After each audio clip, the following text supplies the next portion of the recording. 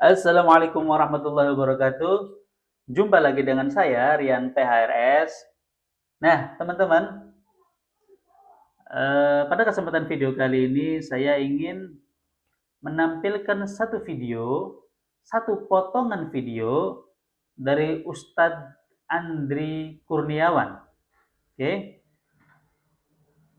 Nah, yang menariknya teman-teman, dalam video tersebut Ustadz Andri Kurniawan ini mengungkap maksud dari Imaduddin dan kawan-kawan menyerang para habaib. Ini yang menariknya ini dari sudut pandang yang berbeda, yang tidak seperti biasanya teman-teman. Jadi Ustadz Andri Kurniawan ini mengungkapkan satu niat buruk yang amat luar biasa teman-teman. Saya juga terkejut kalau ini benar terjadi, maka ini akan sangat berbahaya bagi kita umat Islam atau bagi kita Indonesia. Karena ini hubungannya dengan intelijen luar negeri nih, kalau kayak gini udah bahaya ini. Tentu kalau intelijen luar negeri sudah bertindak ya, ini bukan semata-mata menyerang habaib. Jadi menyerang habaib itu hanya sekedar buat alat, tapi tujuannya untuk sesuatu yang jauh lebih besar. Nah, bagaimana videonya? Kita saksikan bareng-bareng. Dengar dengan baik-baik. Kita saksikan videonya. Sikap anti komunis umat Islam se-Indonesia dijebol dengan strategi divide et impera, adu domba. Ada Agus Mariono dan dia bergerak bersama Imaduddin dan Mogi, yaitu Agus Mariono, ya kan? Agus Mariono. Kemudian yang kedua yaitu Imaduddin dan Mogi. Akhirnya dia digerakkan, ini gerombolan Pak agentnya. Jadi mereka inilah digerakkan untuk adu domba sesama umat Islam. Jadi kiai dibenturkan dengan habaib, ormas Islam dibenturkan. Ini agent Pak, untuk adu domba, tujuannya melemahkan umat Islam. Nah, bapak-bapak, ibu yang dimuliakan Allah, mudah-mudahan apa yang saya sampaikan ini, bahkan sampai Buya Hamka ini Pak sebagai penutup, kita harus ulama-ulama dulu sudah memberikan statement. Buya Hamka, beliau memberikan penegasan keturunan Rasulullah SAW yang terbanyak itu berasal dari Hadramaut, Yaman. Semuanya adalah keturunan dari Alwi bin Ubaidillah bin Ahmad bin Isa al-Muhajir. Kata Buya Hamka, Allah mayarham, Ahmad bin Isa inilah yang berpindah dari Basrah ke Hadramaut.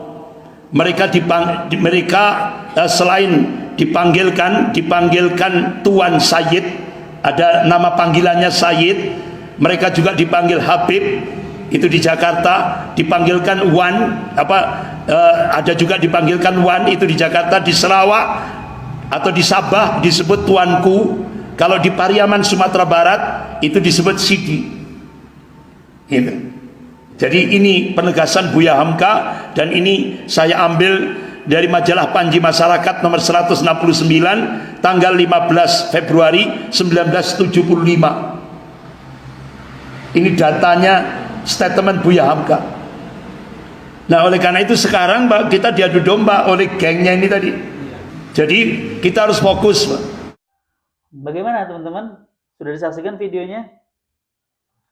Nah, begitulah kira-kira. Saya sih berharap ini nggak terjadi.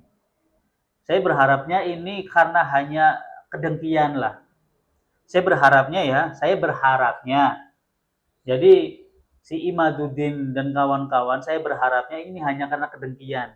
Kedengkian dia terhadap habaib sehingga menimbulkan fitnah yang seperti ini. Saya berharapnya hanya demikian.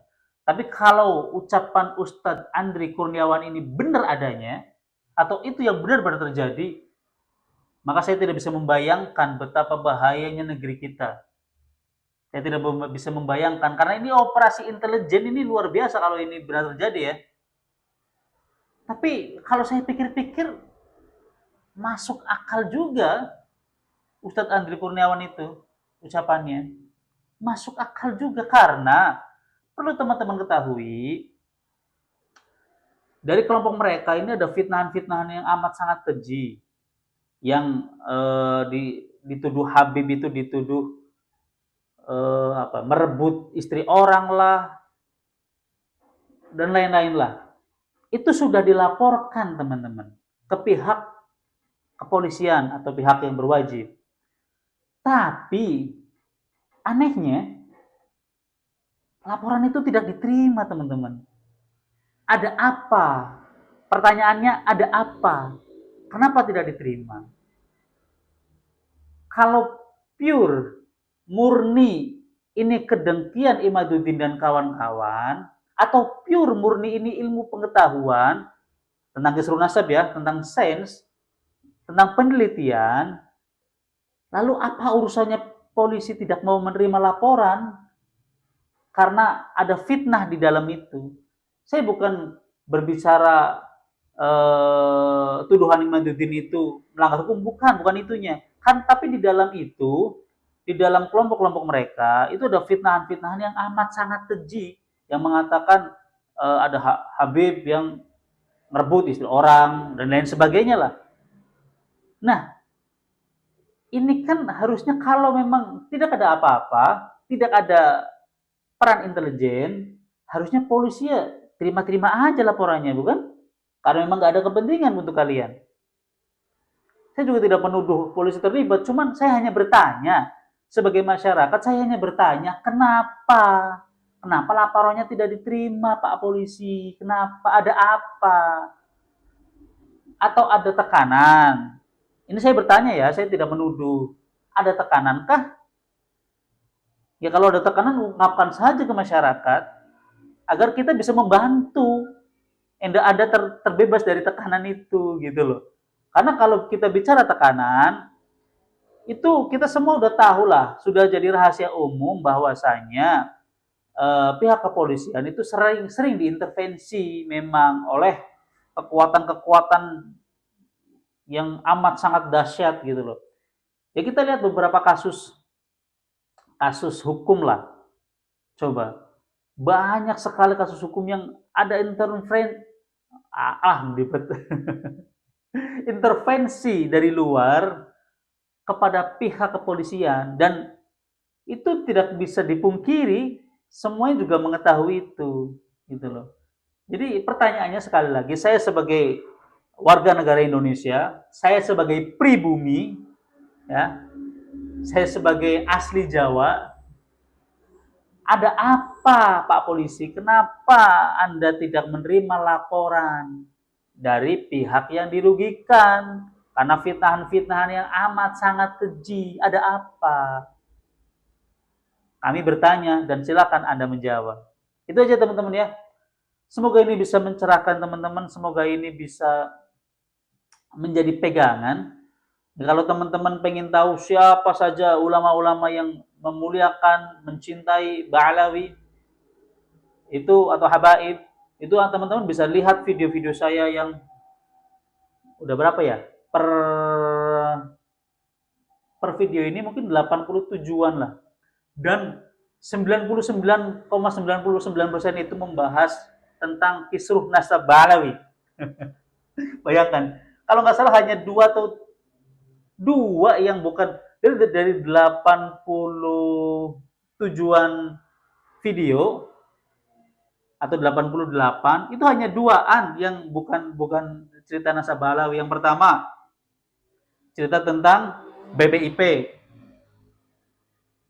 yang memaksa anak-anak untuk lepas jilbab pas kibra. Yang kedua tentang arogansi oknum, saya garis bawah ya, oknum pemuda Pancasila yang di daerah sini nih, Banjarnegara atau mana lah gitu. Dan semuanya tentang Ba'alawi. Dan teman-teman bisa lihatlah ulama-ulama yang Masya Allah, ulama-ulama dunia yang tidak tidak kita ragukan keilmuannya, kealimannya. Mereka adalah ulama-ulama yang Masya Allah, dan mereka yang memuliakan juga, mencintai juga para sada Ba'alawi atau habaib. Gitu teman-teman ya. Semoga ini bisa membantu teman-teman. Itu aja dari saya. Assalamualaikum warahmatullahi wabarakatuh.